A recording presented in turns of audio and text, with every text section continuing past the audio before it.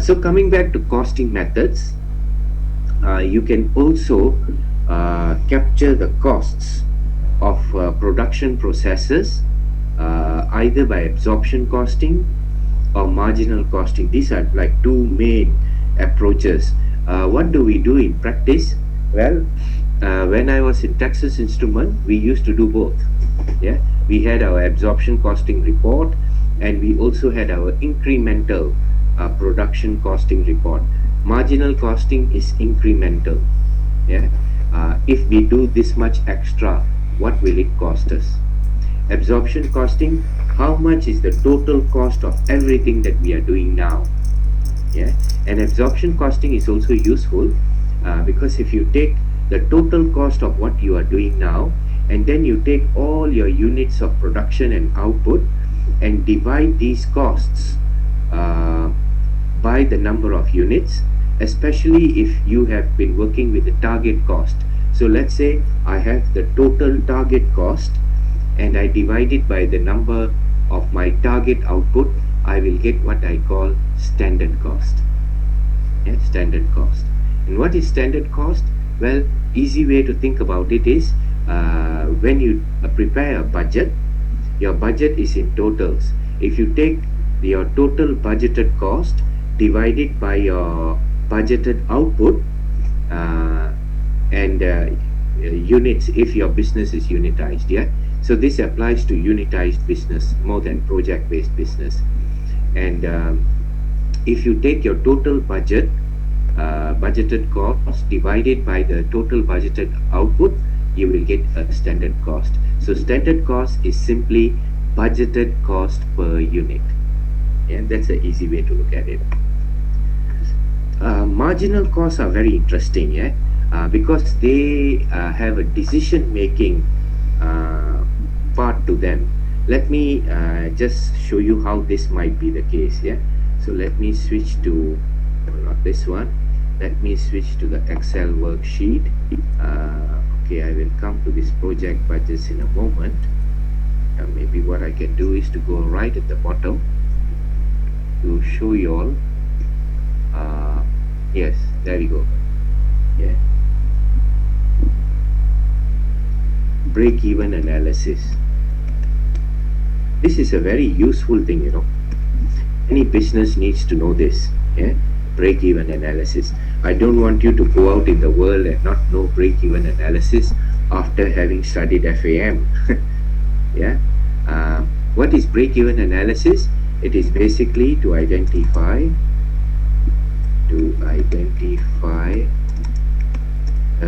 level of output and sales from a unitized business. Most businesses are unitized, whether you have a restaurant, a manufacturing company, a trading company, a plantation, all these businesses are unitized. But of course, if you are an IT company doing project work, no. If you are a construction company doing project work, difficult. Still can, but a bit difficult, yeah. So to identify level of output and sales from a unitized business at which there will be no profit and no loss. That's the meaning of break-even, isn't it? No profit, no loss. Yeah. So basically, it means revenue equals total costs. That's what it is. Yeah. Break-even analysis. Now, we have a system of working out break-even analysis called leverage analysis. Yeah. Leverage analysis. Leverage analysis is a measure of the sensitivity of net profit after tax. In fact, sensitivity of operating profit and and net profit after tax, changes in revenue,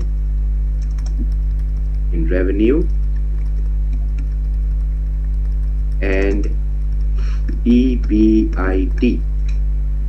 What is EBIT? EBIT is earnings before interest and tax. Very good. Earnings before interest and tax. What we want to say actually is earnings before charging interest and tax. Everything else we have charged except interest and tax. But we just take out the word before charging. So we just say earnings before interest and tax. Yeah. Now this analysis is a wonderful analysis because many of my clients love this. Basically, we need to be able to distinguish between fixed costs and variable costs.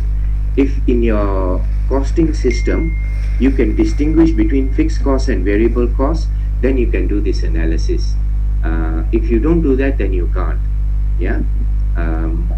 So if you ask people that, look, would you like to know what will be the impact on the operating profit of our business should we not achieve our targeted revenue? I think this is a very important question to ask in this year and maybe the next few years because of the degree of uncertainty. So we still, well, life goes on. Just last night I was talking to some young friends of mine, and I was telling them life is for living, which is true. Life has to go on, but you want to kind of sensitize what would happen if we cannot achieve our targeted revenues, if we cannot achieve our targeted business volumes. What impact would it have on our operating profit? What impact would it have on net profit after tax? I'm sure if you go back and talk to people in your company and say, hey, I know how to do this, they will be very interested to know. Yeah. So how does leverage analysis works? Well, leverage analysis, you must know that there are two types.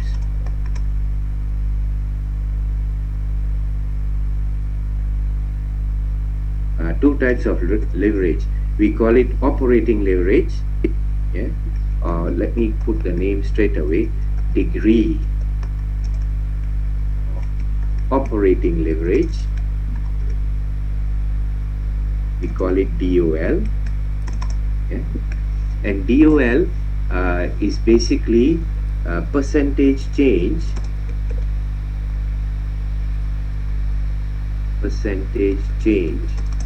in operating profit or a 1% change in revenue. That's what it measures. If your revenue target falls by 1%, your sales target falls by 1%, by how much will your operating profit fall? Then you have degree of financial leverage. Degree of, let me put one more. Yeah, degree of financial leverage. Financial. That we call DFL. And then you have degree of total leverage. Degree of total leverage. What you call DTL. So DOL, degree of operating leverage, is related more to operating fixed costs. Degree of financial leverage is related to more fixed financial costs. Yeah, so it is percentage change net profit after tax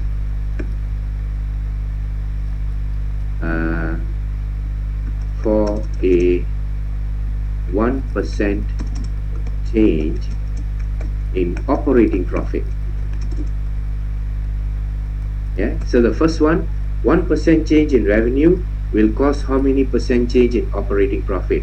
Then for every 1% change in operating profit, what is the change in your bottom line? Yeah, net profit after tax. And degree of total leverage is of course DOL multiplied by DFL, multiplied, yeah, not add. And this is percentage change in net profit after tax for a 1% change in revenue. And that's what we want. Yeah, that's what we want. Yeah. So what is leverage? The general meaning, yeah, generic meaning of leverage is a business requirement to meet a fixed cost. Fixed costs create risk. Yeah, the greater the proportion of your fixed costs in business, the more fixed our cost structure will be, and it means you are less agile, the less maneuvering capacity for you. So these fixed costs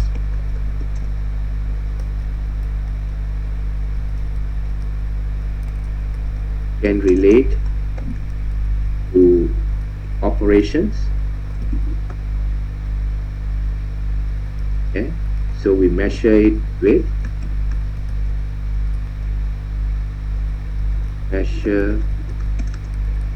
the DOL, or can relate to finance, and we measure with the DFL. Yeah, DFL. Okay, let's put some numbers and I'll give you the formulae and you see how it works. Yeah, of course there's formulae. Yeah, now DOL, degree of operating leverage, you can measure it with the EBIT plus fixed operating costs divided by EBIT. That's how we measure degree of operating leverage. Degree of financial leverage, DFL, we measure it as EBIT divided by EBIT minus the fixed financial costs. So basically cost of paying interest and stuff like that. Yeah, so you can take this information actually from a lot of your published information. Now you don't have EBIT, isn't it? So if you want to do this analysis from published accounts, yeah, from published accounts, we could use operating profit as an approximation of EBIT, yeah, which is more or less the same. Yeah? In fact, operating profit is a more conservative version of EBIT. Yeah. Okay, so we'll see how these two formulae work, and then we will multiply with these two values with each other, and then we will see what we get in terms of DTL. Then we got these two formulae. Yeah? Okay, simple example. Let us say example revenue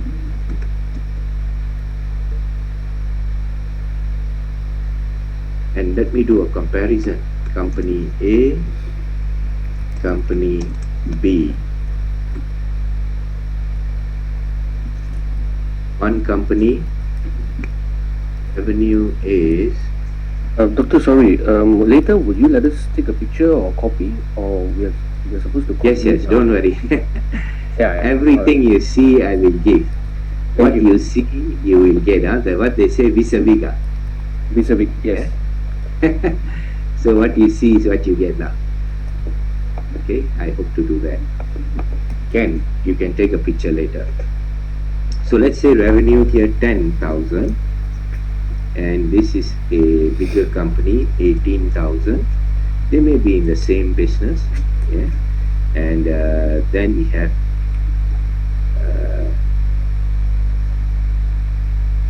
fixed operating costs. Fixed operating costs.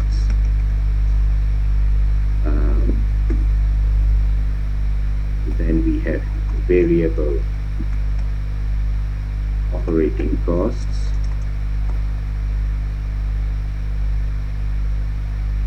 And when you take fixed and variable operating costs, you should get then the operating profit.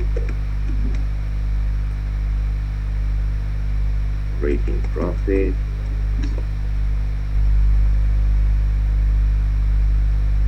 And then you get fixed financial costs.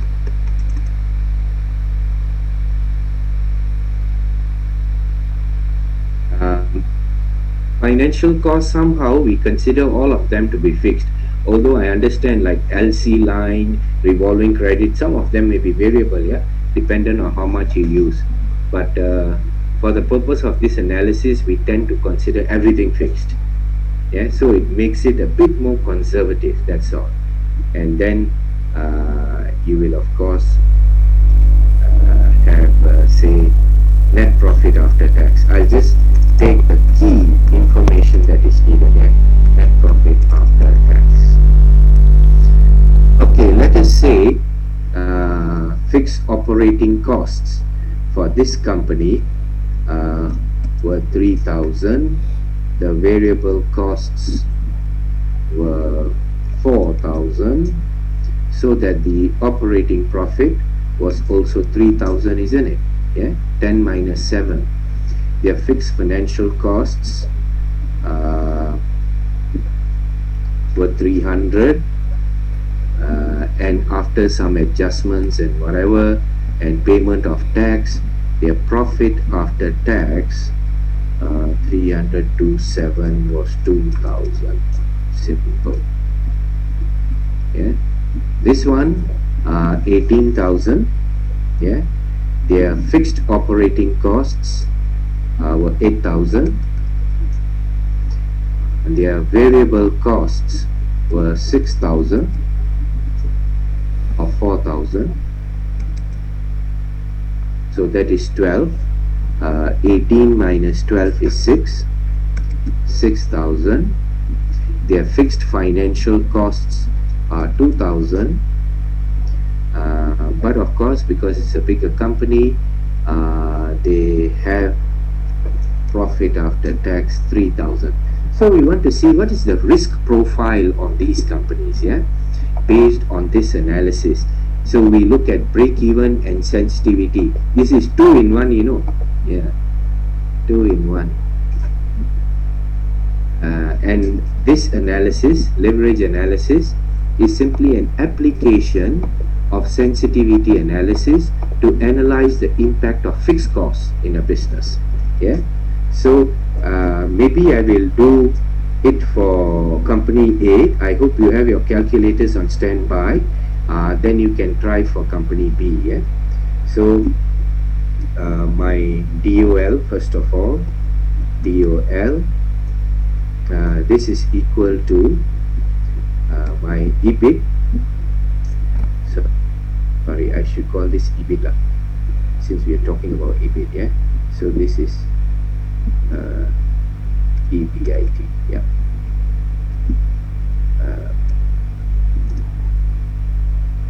EBIT plus fixed operating costs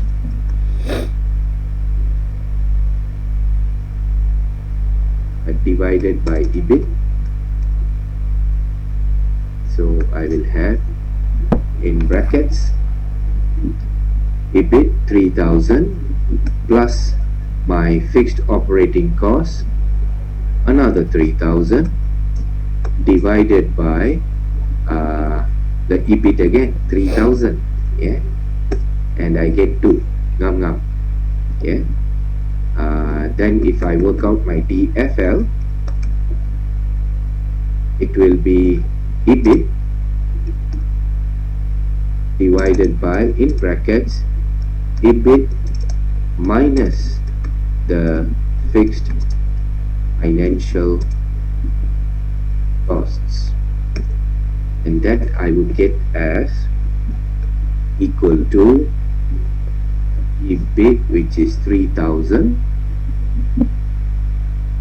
divided by, in brackets, EBIT minus fixed financial costs. Let me make sure that we make this bigger a bit. See, 2.00, 1.11. So this one also, I will make it a bit bigger. That means full number. And if this is the case, then I can say therefore DTL is equal to DOL multiplied by DFL, which is equal to 2 multiplied by 1.11. I get 2.22. Yeah. Can you do this for company B? 3 minutes head start.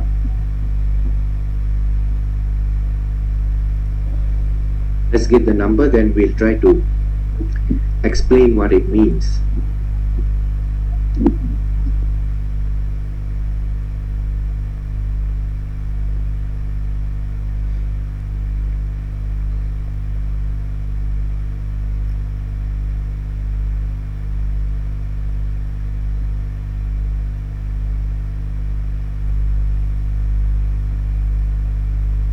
DOL will be 2.33.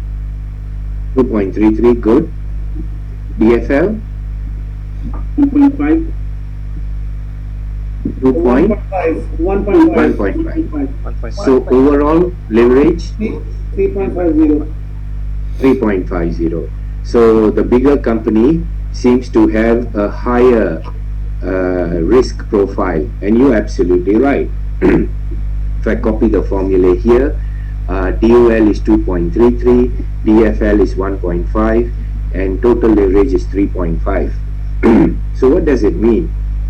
It means that if we have projected sales and if we cannot achieve our sales target, or we cannot achieve our revenue targets, for every 1% that our sales or revenue is short, our net profit will be short by 2.22%. Yeah, if we are 1% down on sales, we will be 2.22% down on net profit. If we are 10% down, here we will be 22.2% down, so on and so forth. So what will be break even? Break even will be, you want to know how many 2.22 there are in 100%, because break even means your net profit after tax, this number totally becomes 0. Yeah, you want to know this number becomes totally 0. Let me just open this up again. Yeah. So break even is quite simple actually. You will say therefore break even percentage of change in revenue will be equal to 100% divided by DTL, whatever that is. Yeah?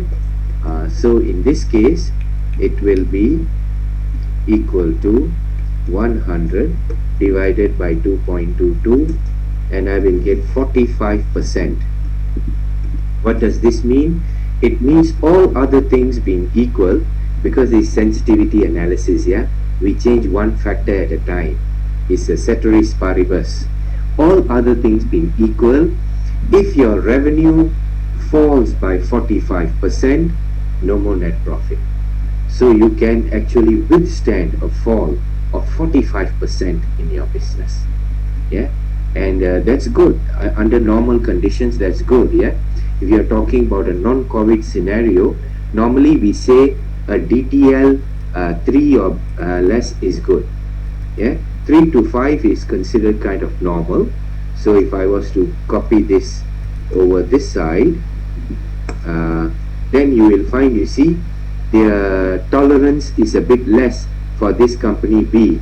For company B, if there is a 1% fall in sales, net profit falls by 3.5%. So the maximum fall that they can withstand in their revenue is about 28.57%. And if revenue falls by more than 28.57%, then they will start making losses. But they can stand a fall in revenue of 28.57. Yeah. So what are the so-called benchmarks? Benchmarks, yeah. Benchmarks are DL less than 3, DTL 3 to 5, and DTL above 5.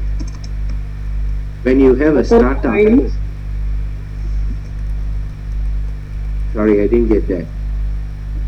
Sorry, Doctor, can you repeat again for the break-even percentage of the change in revenue?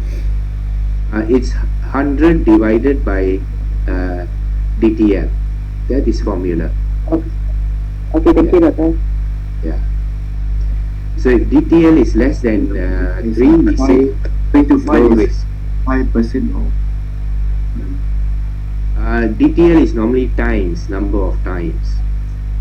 Yeah, we state it as times. You can state it as percentage also, but normally we say times. Yeah, like interest cover times.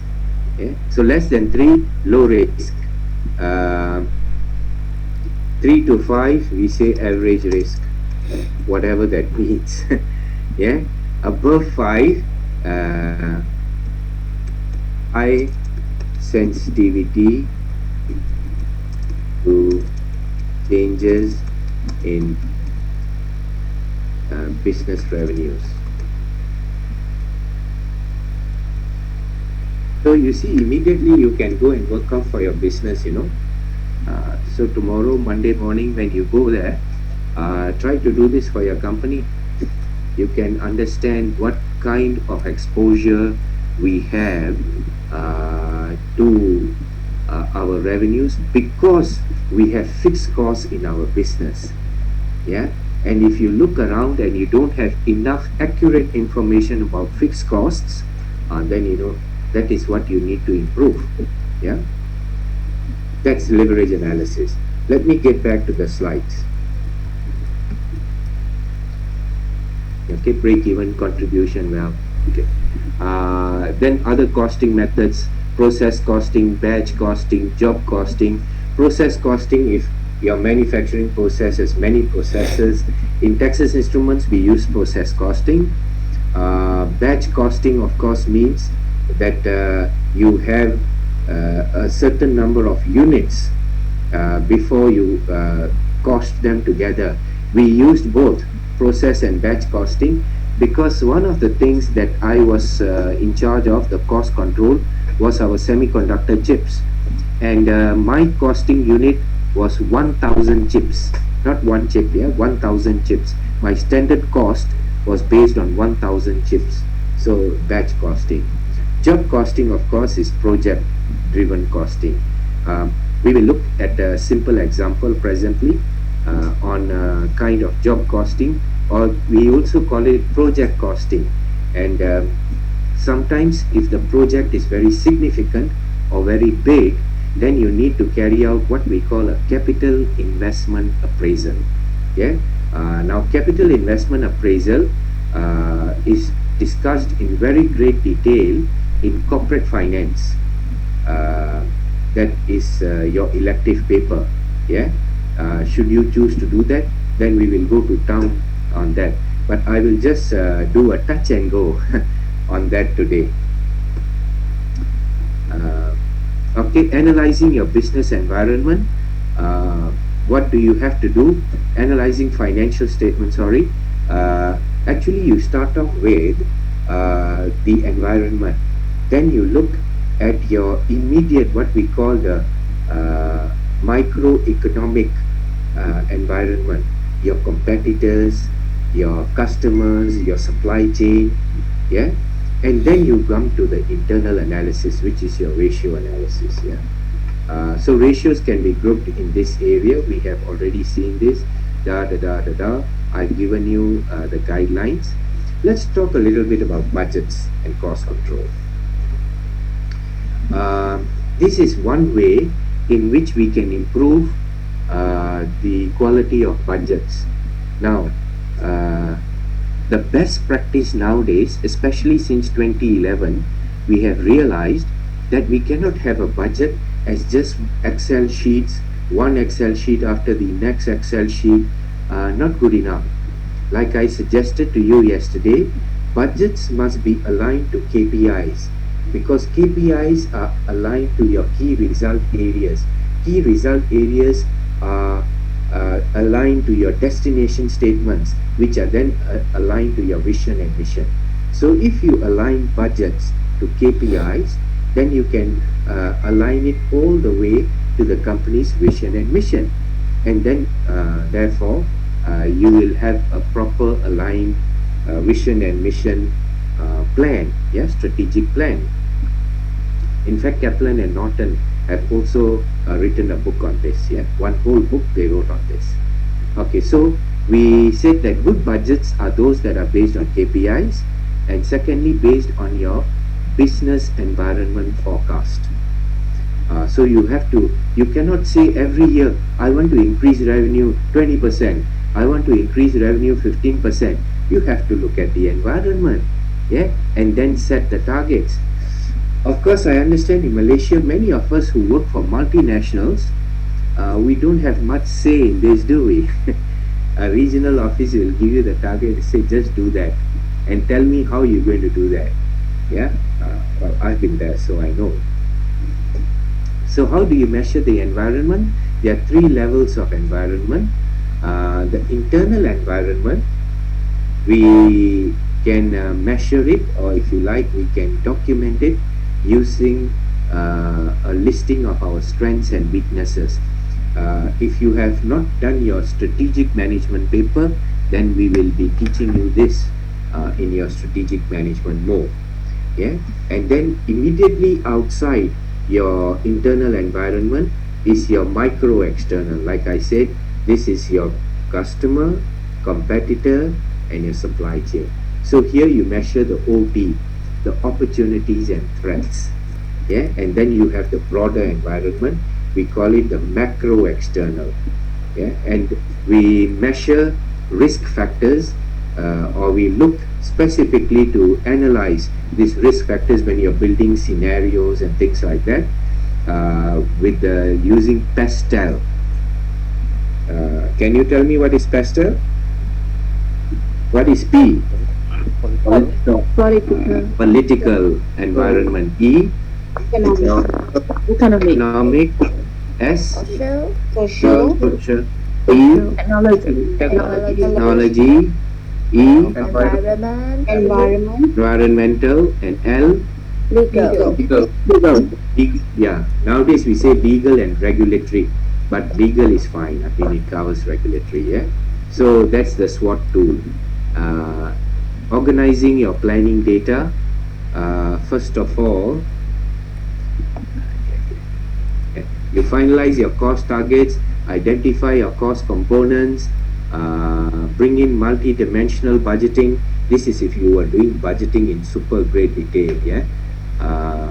And then link to your CRM profiling, customer relationship profiling, very important.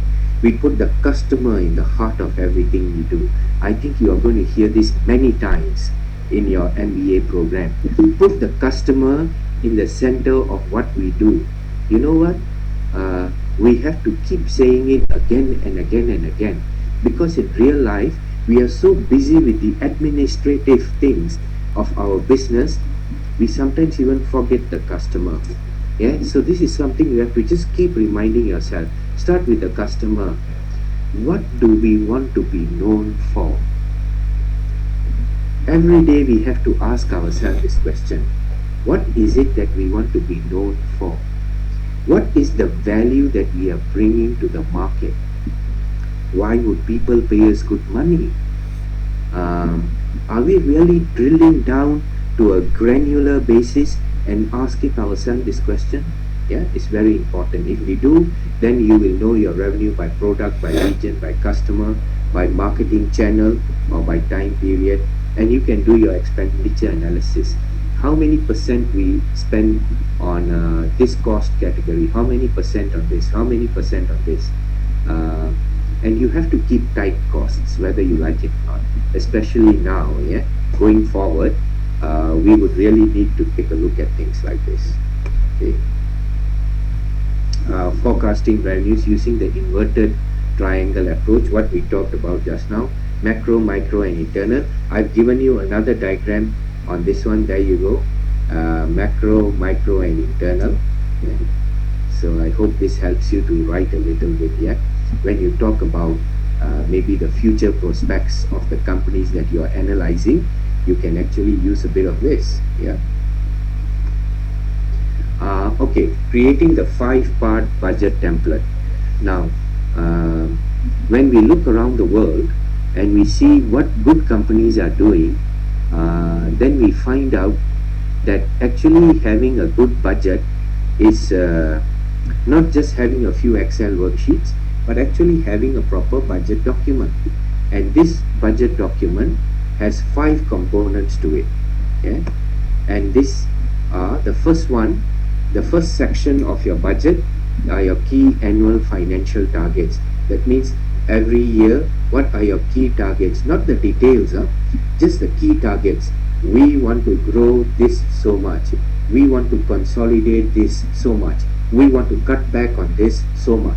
Something like that. And this works on the basis of the fact that you are going to do budgets every quarter. I think it will be a good thing coming out of COVID to keep looking at the market every 3 months, because if you don't do that, you want to meet once a year to do a budget, not a very wise thing to do anymore. Yeah. So, and you budget only 3 months. Your detailed budget is every quarter. You have your key targets. In 1 year's time, we want to achieve these. These are our destination points, if you like. But the detailed quarterly budget is just that for 3 months, because we have realized even in normal times, when we do our so-called budgets and all that, by the 5th, 6th, 7th month we are already out of our budget.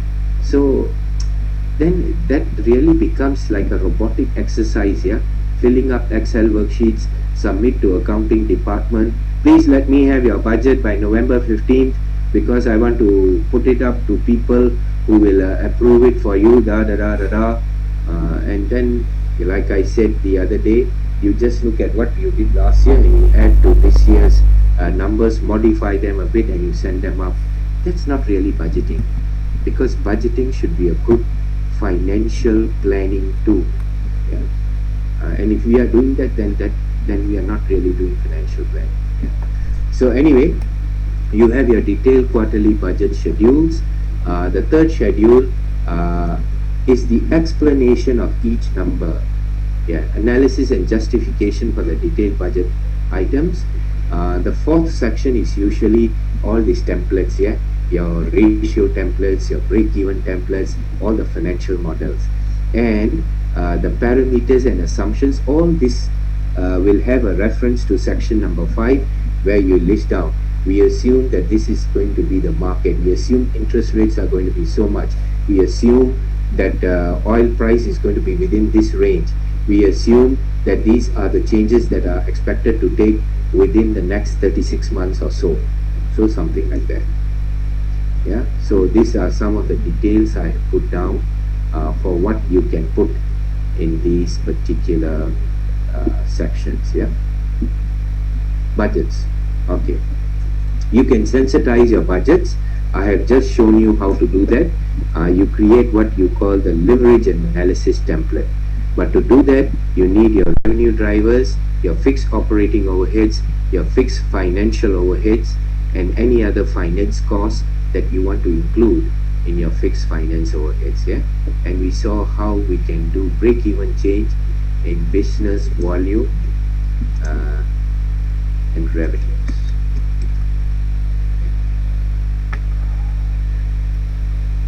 Fixed versus variable, we have already talked about that. Mainly fixed costs are staff remuneration, contractual payment, fee payment. Variable costs are mainly those based on usage.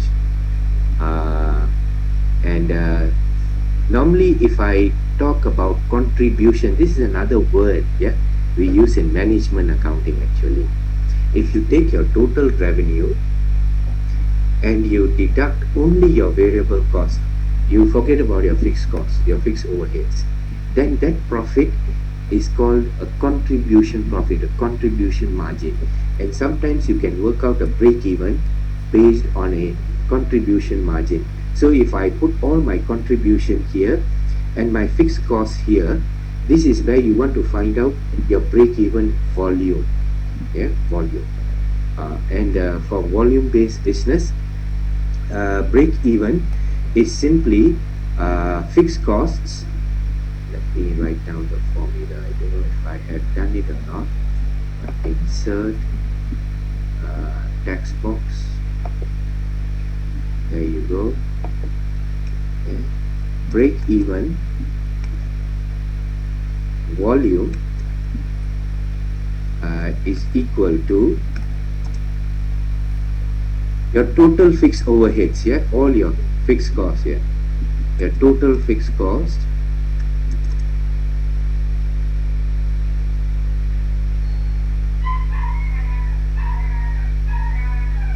and if I,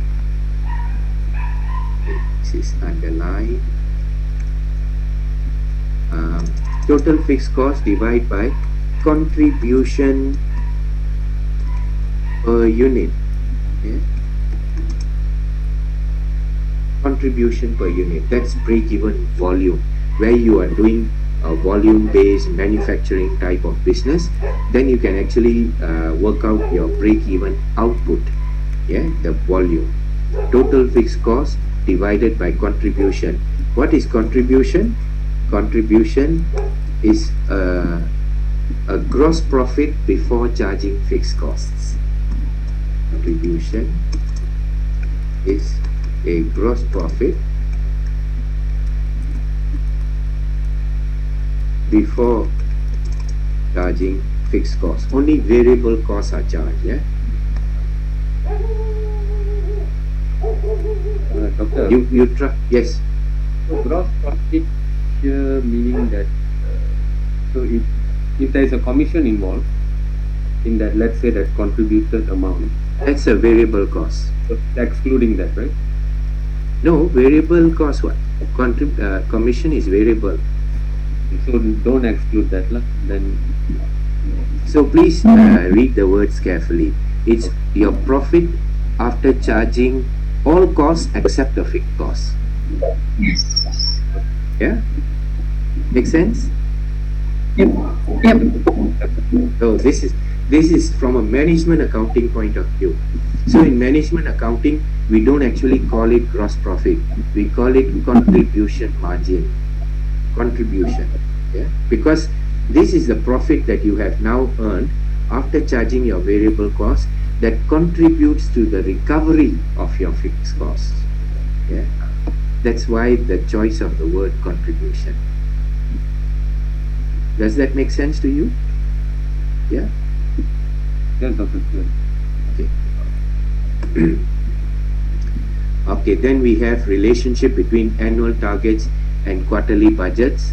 I told you about 2011, yeah? February 2011 was Arab Spring, March 2011 Japanese earthquake, 2015 there was fall in oil price, value of Malaysian ringgit, and of course Bersih 4.0, which is a game changer. 2017 was weak consumer sentiment. If your company had dealings in the Middle East and North Africa area, MENA is Middle East, North Africa area, or with Japan, your budget would certainly have been disrupted. Yeah, many world-class companies now establish brief annual targets and detailed quarterly budgets, like I showed you just now. Yeah, and this is 2020. Okay. Now, if you do this quarterly budget, what you can do is you can extend it further, as some companies do. Now I'm telling you what is the best of the best of the best. Yeah, we do key annual targets. We have our online meeting and agree on key annual targets, say for 2021. Then we prepare detailed budget for the first quarter, yeah, January to March 2021. Then when we meet at the end of March to review, or early April, when we meet to review what we have done in the first quarter, we also then prepare another key annual target 12 months ahead, which means the key annual target is based on a rolling basis. You drop one quarter and you're always looking 12 months ahead. The benefit of this is that you are looking ahead, you are analyzing the future, not just once at the end of the year, the budget period, when people and managers, they say, now budget period. Yeah. Normally two things people don't like: audit time and budget period. Yeah. But now you do this 4 times a year, 4 times. And you know, I hear sometimes people say, you're budgeting all the time. Hi, doctor. Yes. Sorry, could you repeat the key rolling target again? You The just key mentioned rolling target means target. Yeah. key rolling target means every quarter you prepare key annual targets 12 months forward at the end of every quarter. Yeah, so you have your quarterly meeting, your budget review. At the budget review, you will review the detailed budget of the last quarter, but you will also debate your key annual targets for the next 12 months. So you are modifying your key annual targets every quarter. But for this particular year, you have already set the key annual targets. That will apply, of course. That cannot change. Yeah. Thanks, doc. Yeah. So how do you do this? Our suggestion is have a pre-budget meeting if it suits you. If you are in a position, if you are in a company where you have control of budgets and budgets are not imposed on you, then it would be a great idea. Actually, even now, yeah, for those of us who are based in Malaysia, you can go to Janda Bike. Recently, I went there for glamping. Do you believe that? Glamping. Glamping is short form for glamorous camping. Yeah? We went there for a strategic meeting. And I've been going there for many years. When I first went there, it was like just few resorts there, and most of your phones don't have a proper signal. But now there are 52 resorts in Janda Bike. This is just about 12 kilometers after Genting. Yeah, 52 resorts, I was told. But that's a good place to have a pre-budget meeting, even during COVID. Yeah, you can do your social distancing and all. So it's a good idea, if you can meet, to actually meet and have this discussion of what the budget should be. Because if you do that, then you are doing some real business planning. Now, if you don't talk about the business, how are you going to then it becomes, like I said, a robotic exercise.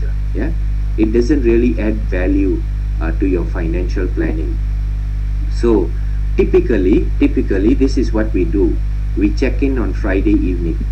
Yeah, Friday evening we check in, and managers from all your different branches or whatever come in.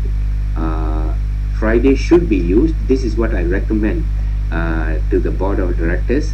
Friday, please use it for fellowship. Use it for networking, getting to know each other, talk about things in a more casual setting.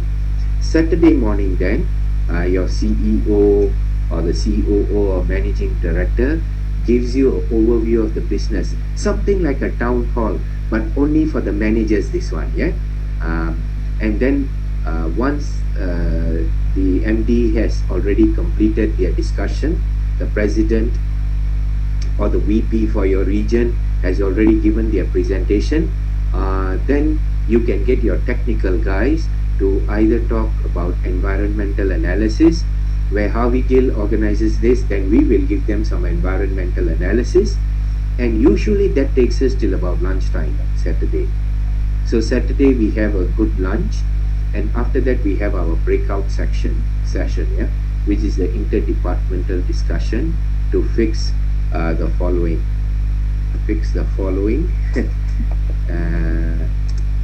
Fix the key budgets, or sales, departmental expenses,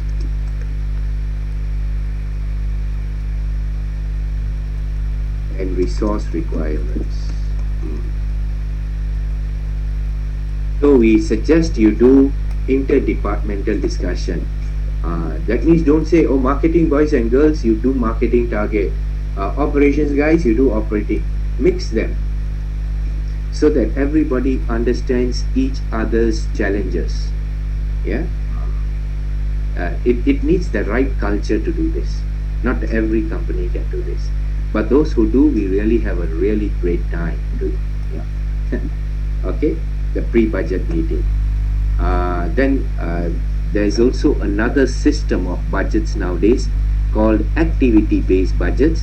I have just put some small notes here for you all, just to trigger your imagination, so that you will go and read some online articles on this, what activity-based budgets are all about.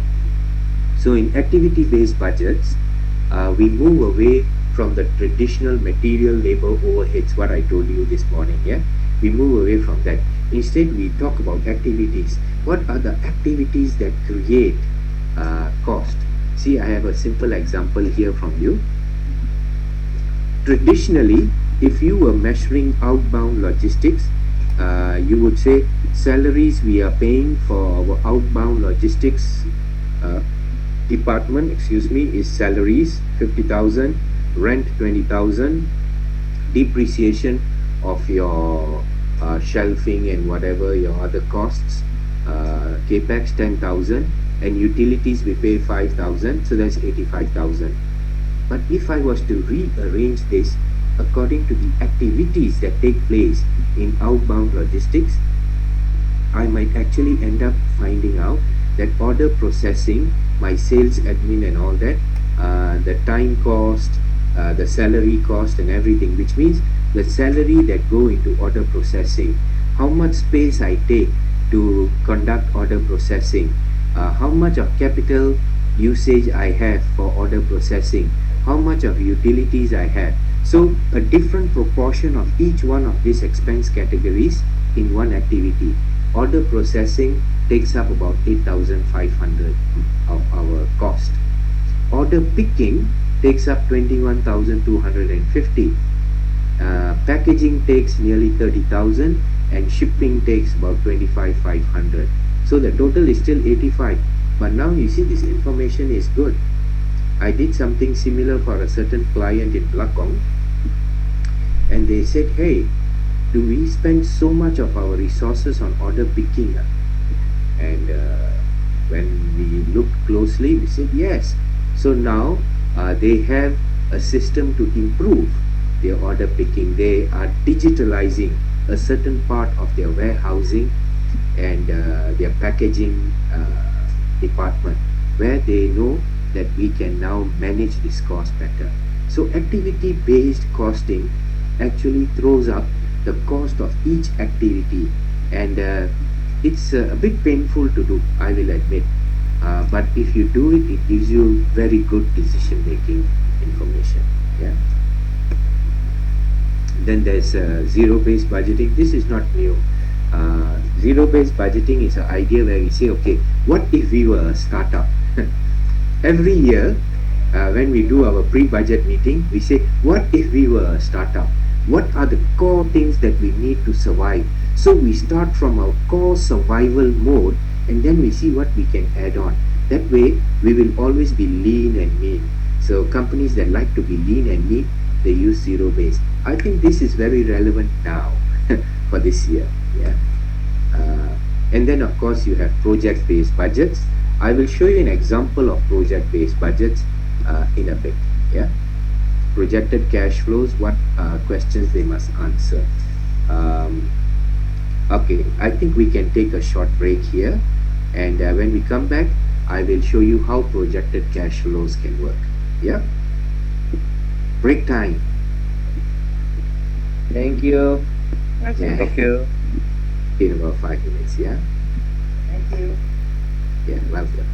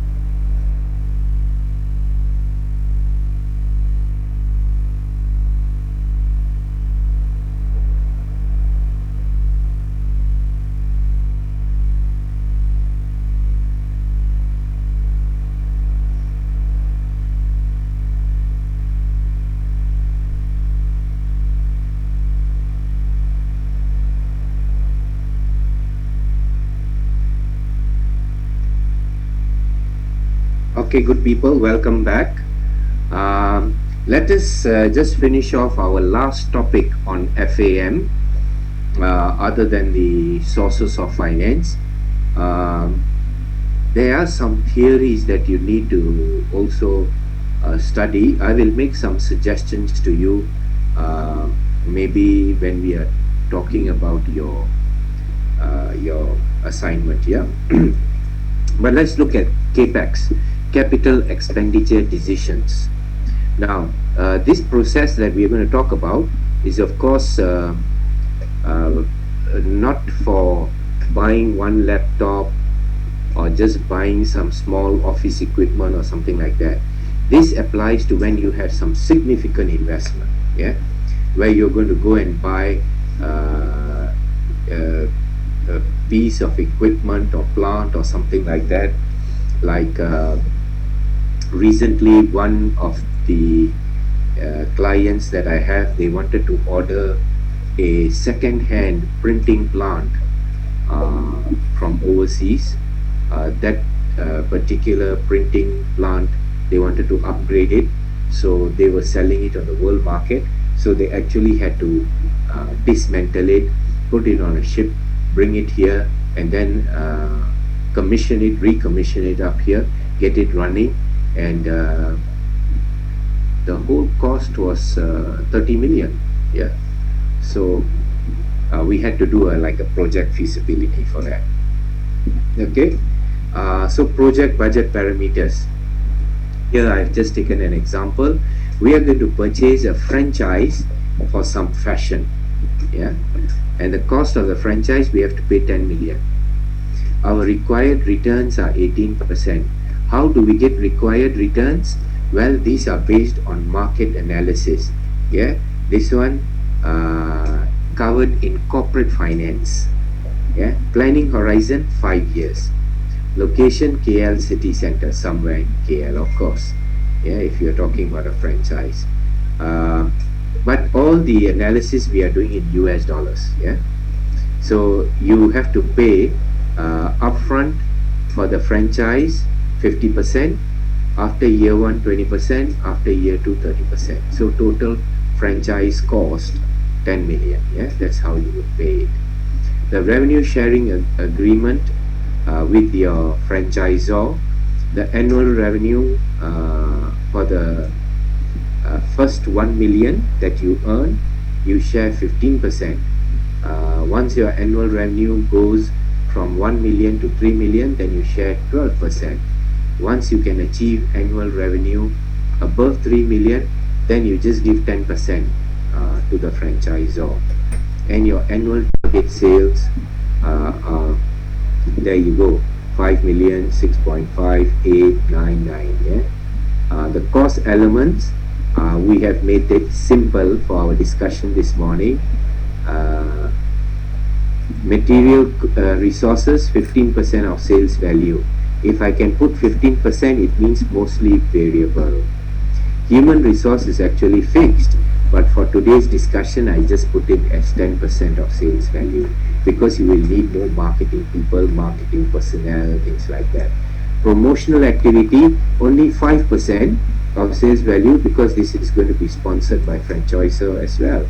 Yeah, and then others, 5%. So altogether 35% of total cost. So your cost structure is very simple. Yeah, this is your revenue and this is your cost structure. Requirement, what should be the sales in each of the 5 years so that the 18% required returns can be achieved? See, that is the question. So let us put this down. First of all, the CAPEX, the capital expenditure required. Here you are buying not some plant and machinery, but you are buying an intangible asset. You are buying the rights to a franchise. Yeah, and let us say that upfront, how much is it? 5 million, 5, 2 and 3. Yeah, 5, 2 and 3. So we can say franchise cost, all amounts in thousand. So 5 million, 2 million. Maybe it's a good idea if I put this as minus 5 minus 2 to show that it's a cash outflow, isn't it? Yeah, and minus 3. Yeah, there you go. And then what are the cash flows from revenue? The projections we are told are 5,000, and this is what we get from there. Yeah. So costs based on 35% of sales, because you see this is the cost structure. Now because I'm doing this as an analysis sheet, normally the analysis sheet should be in a good practice of capital budgets. The analysis sheet should be just like one or two pages. Yeah, we call it like the executive summary sheet. And then each one of these points will have note 1, note 2, note 3. Yeah. So you will have maybe here note 1, this one note 2, the costs maybe note 3, so you get the idea. Yeah. So like this.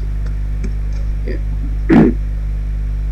Okay, so the costs based on 35% of sales would be equal to 35% multiplied by whatever sales we have. But because this is a cost, I will put here minus 35. There you go. So negative 1750, and I do this the same for all the other years. The franchise fee for the first 1 million is how many percent? Franchise fee, there you go, 15%, then 1 to 3, 12, then 10%. So in the first year itself we already hit 5 million, so we will have to follow this a bit like your tax, you know. So here the first 1 million you have to pay 15%, so this would be equal to 15% multiplied by 1, 2, 3, 1 million. Yeah, 1,150. Sorry, again this is a cost, so I have to put it as minus. Okay. And so this is applicable to every year. For the second year, the next 2 million, you pay how much? 12%, is it? Yeah, 12%. So you will say this is equal to minus 12% because you're going to pay this multiplied by the next 2 million. So 2 million here, that's 240,000. So how much we are going to share with the revenue, the revenue sharing, yeah, with our franchisor? Well, first 3,000 is covered already. So franchise fee above 3 million. So it will be equal to this number minus the 3 million for which we have already paid something, yeah, the extra, multiplied by minus 10%, because we are going to pay 10% on the balance over and above the first 3 million. Yeah, and so that will be negative 200 in this case, but here of course as you earn more you pay a bit more. So the franchisor also happy, you also happy. And what is the net effect of this? Net effect of this is that you paid 5 million upfront and then a few millions along the way. And of course in the first 2 years, because you are still paying your franchise fees, so your first upfront and your first 2 years are like you're still paying your entry level costs, but after that you start making some serious money, you know. And let us say tax at an effective rate. What have I taken here? How many percent? 5%. You can take whatever percentage. Yeah? So if I say effective rate, that means after your capital allowances and things like that. Yeah. If I said let's put it here, 6% tax rate, increase it by 1% because it's November, then this tax will be equal to negative this number. I can lock it in, multiplied by whatever income that we have, 660. So 6%, I pay tax 40. Yeah, let me charge a bit higher tax this morning. There you go. So that my after tax cash flows will be 5,620,000, so on and so forth. Yeah, you see, because I've already taken out the tax. Yeah, then discounting factors, how many percent required return?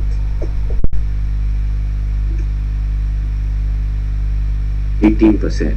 See, required return 18%. Okay, so for everybody's reference, if I say required return is 18%, then I can test whether these projected cash flows, do they give me 18% return or not? That's what I want to test. And the way we test it is called discounted cash flow analysis. Yeah, discounted cash flow. And we discount this, which is a mathematical process of testing these cash flows to see whether they give us 18% return or not. Yeah, so the factors are actually based on a formula, and we also have discount factor tables, you know, but the tables are based on discount factors where the formula is 1 divided by 1 plus r to the power n for number of periods, of course. Yeah, so if I was having a discounting factor for 18%, the upfront cash flows don't need to be adjusted, so I can put 1 here. Let me just make this to 3 decimal places. Yeah, we work to 3 decimal places. Of course, the actual answer will be the full answer. Yeah, because Excel is only going to round up the display, but in the background it is working with the full discounting factor. So for the first year, then, using my formula, I will get 1 divided by, in brackets, 1 plus 18%. 1 is 100%. Okay, you should know that in financial mathematics, 1 is the decimal of 100%. So 1 plus 18% is basically, you are saying 1.18 now. Yeah, to the power 1. So I don't have to put to the power 1 here, and I will get a certain factor, 0.847. In the next year, again, 1 divided by, in brackets, 1 plus this factor, and I can actually lock it now because this is the second year, so to power 2. Yeah, 0.718.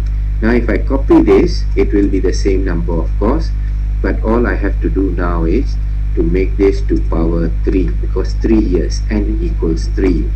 Yeah, and then I change this, n equals 4, and I change this, n equals 5. Yeah, so for those of you who actually do this for your working life, you already might find this a little boring, but there you go.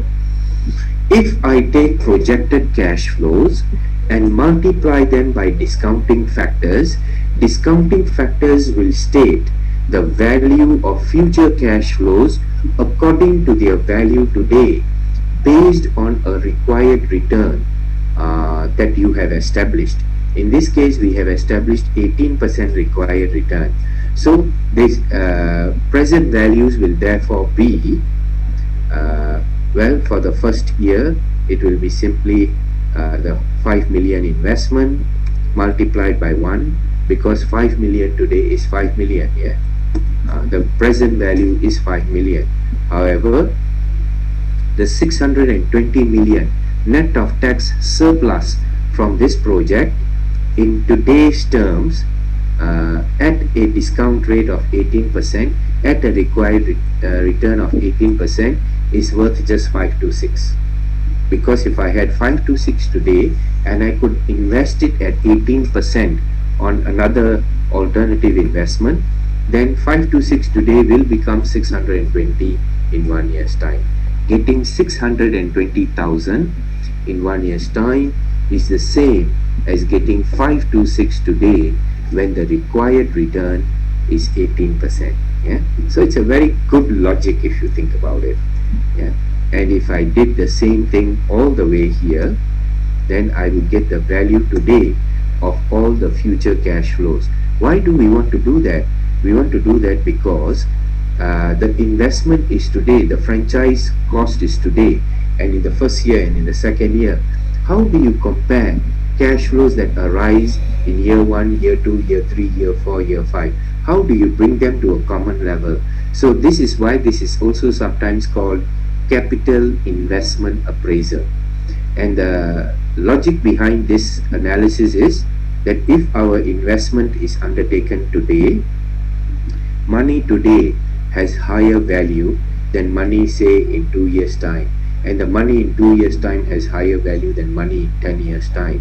So how do we make an adjustment for it, and how much should be the adjustment?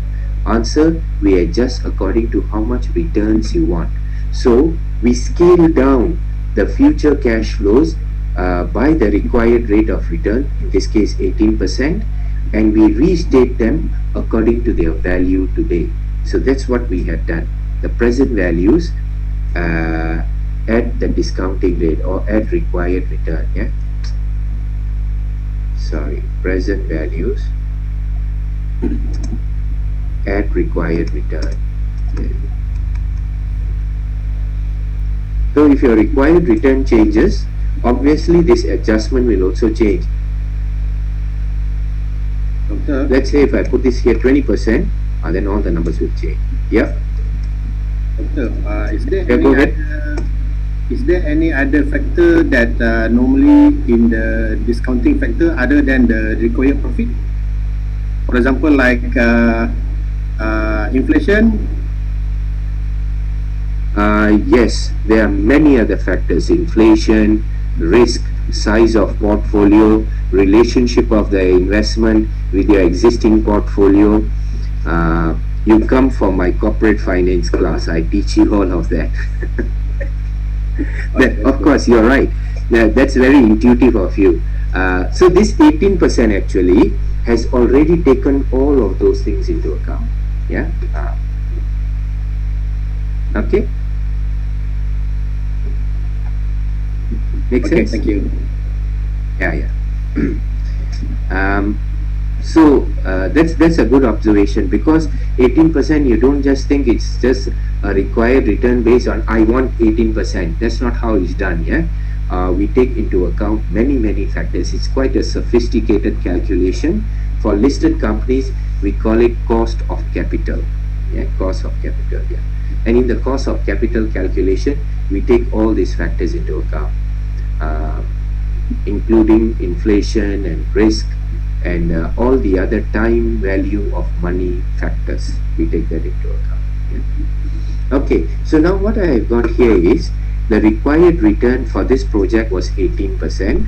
The after-tax cash flows were 5 million outflow upfront, and then we have a small surplus in first year, a small surplus in second year, and then for the third year, when we don't have to keep paying our franchise fees, we start earning some serious money: 4 million, 4.5, 4.5 million.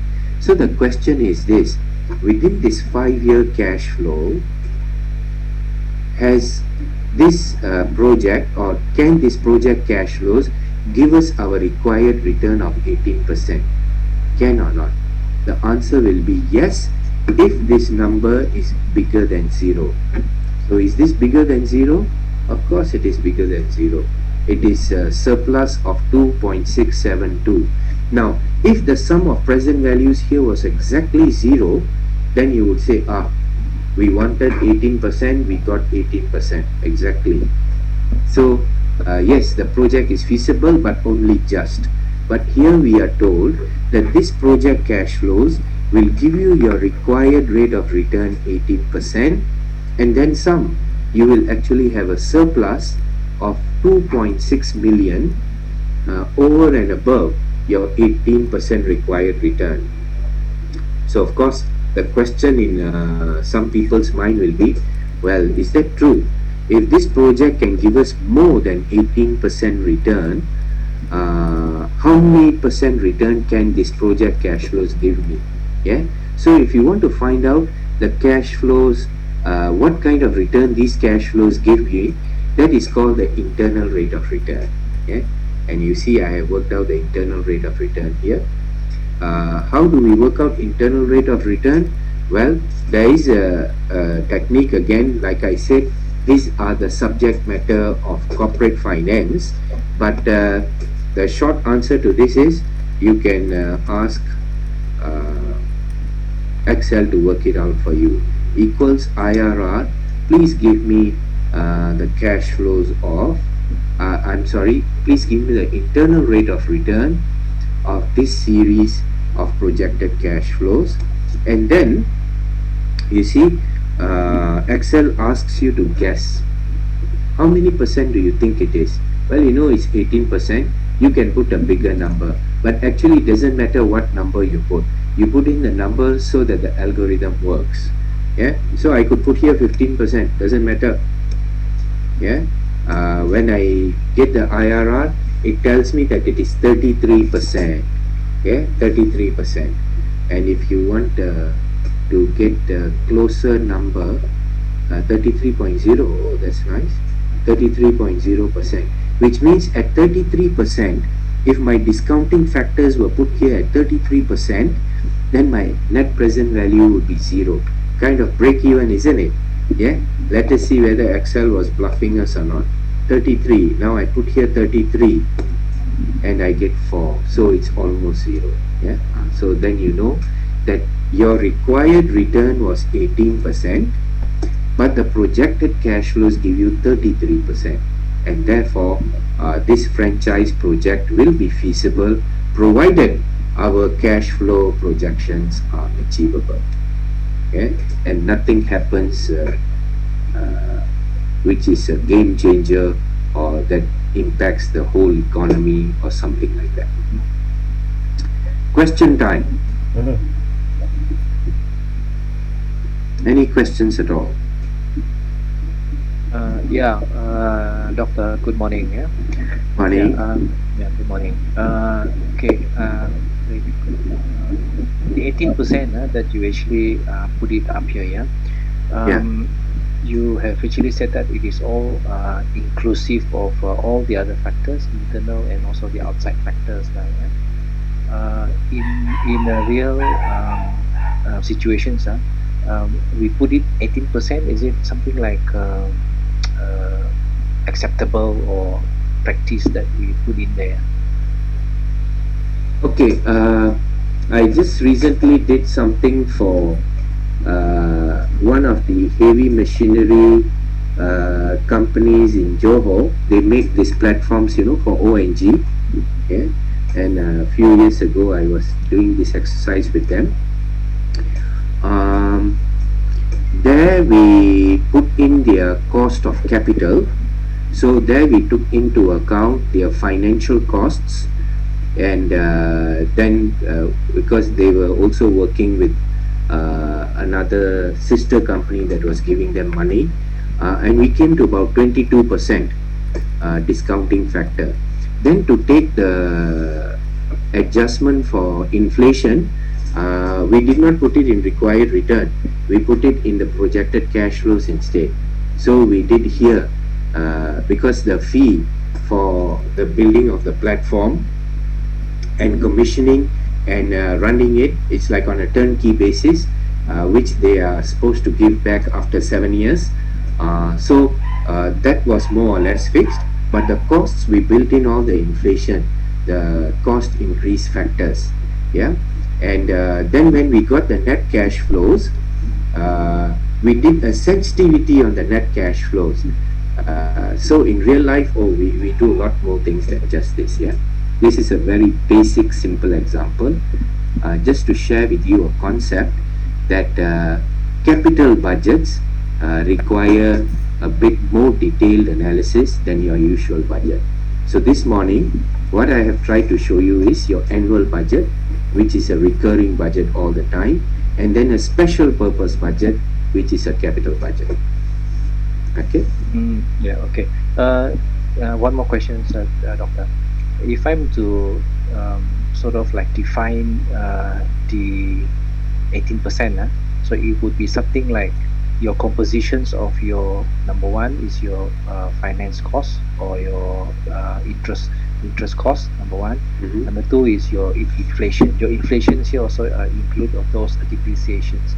And the third one is elements inside that should be what is your actual margin or percentage that you should actually be with there, either 10%, 20%, something like that. And all these three compositions is more or less is something like what we define.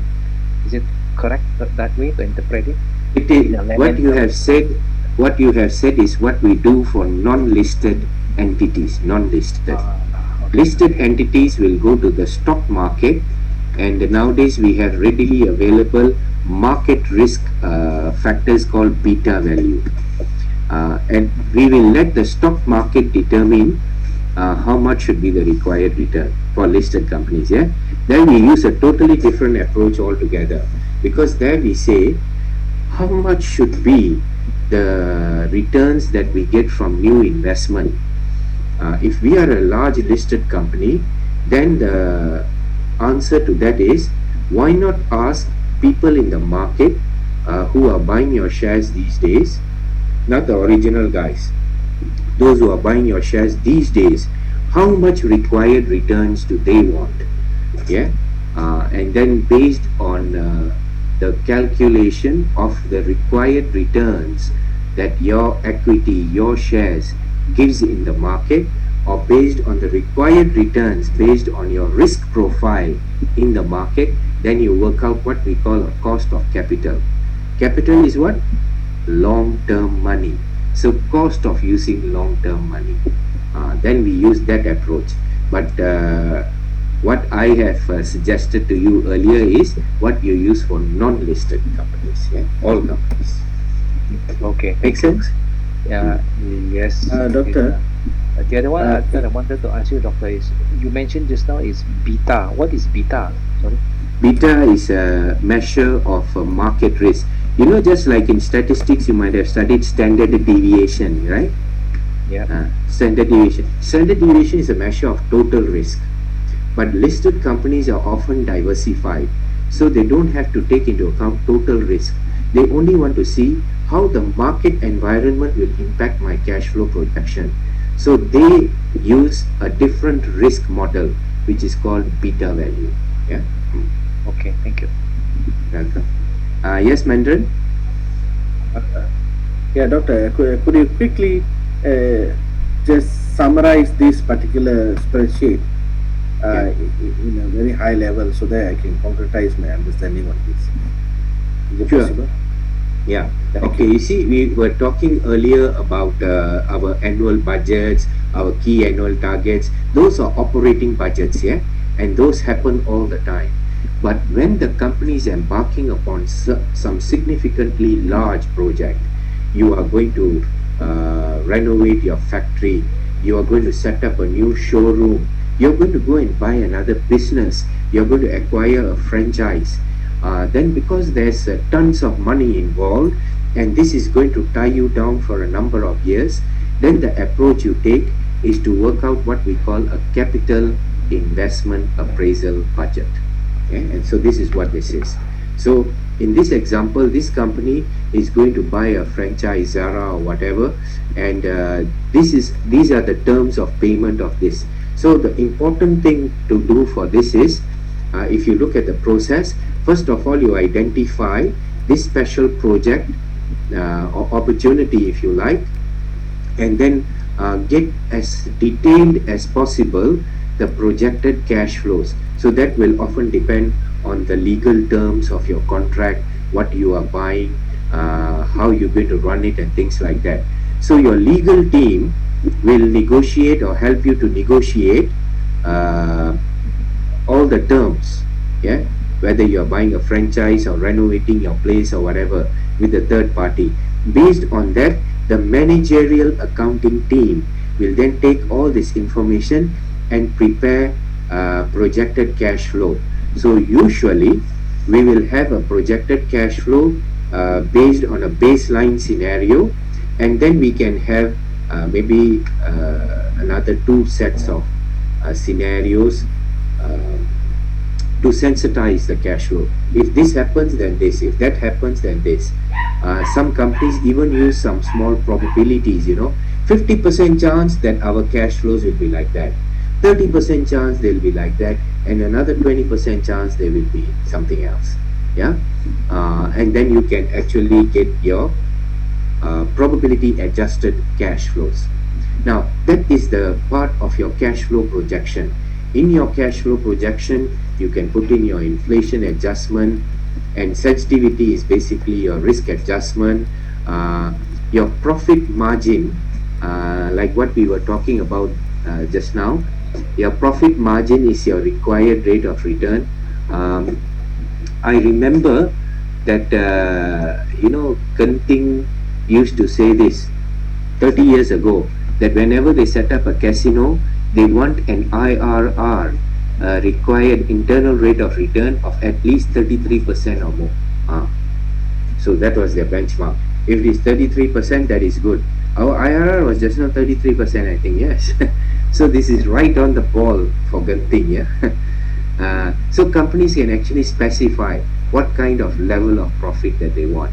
But the idea is, this is an analysis of an investment of a large sum of money which will tie us down for a certain period of time. So this is based on feasibility study. That's why this is called the financial feasibility. When do you do the financial feasibility? Yeah, you do the financial feasibility after you have passed through 2 filters. The first feasibility is strategic feasibility.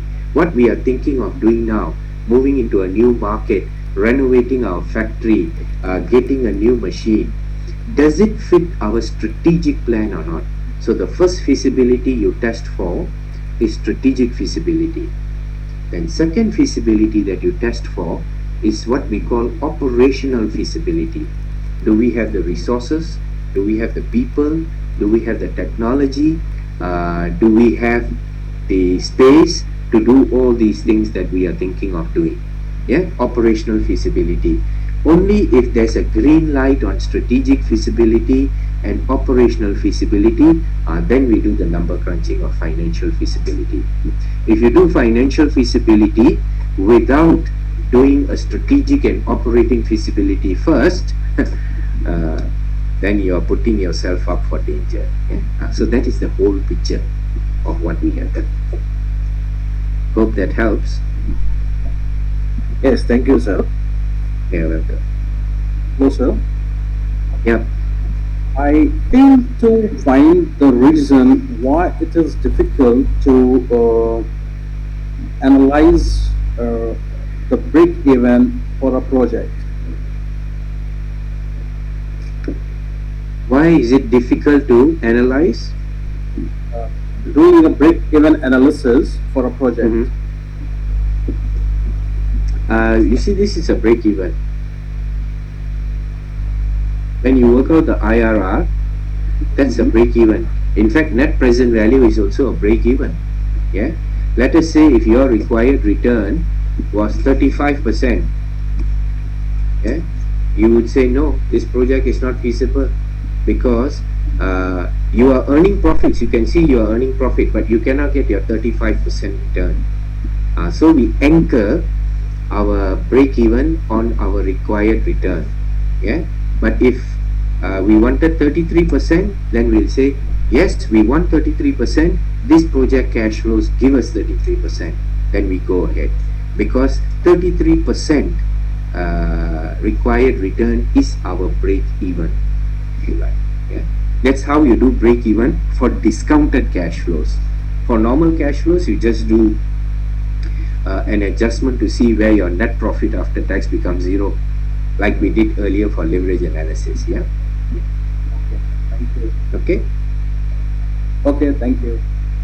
Okay.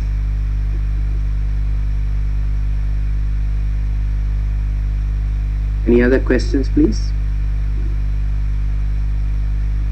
Okay, no questions. Then I suggest please take a look at your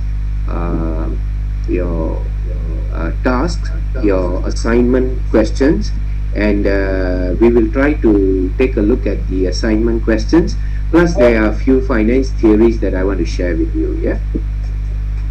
Doctor, Yeah. can this worksheet, this updated file be sent to Ratna so that we can download it? Of Possible? course. Of course. Thank you. We'll do that. No worries at all. Okay, guys. Then I will see you back at 2 p.m. Yeah. Enjoy your Sunday lunch. Thanks, Doctor. Thank you. Thank you, Doctor. Thank you, doctor. Thank you, doctor. Coming up. Yes, Mami. Section, all of you please come back again. So cute. At 2 o'clock. Thank you. Bye-bye. Okay. Thank you, doctor. See you 2 Bye-bye. o'clock. Thank you, doctor. Bye. Bye. Thank you very much, everybody. Bye. Bye bye.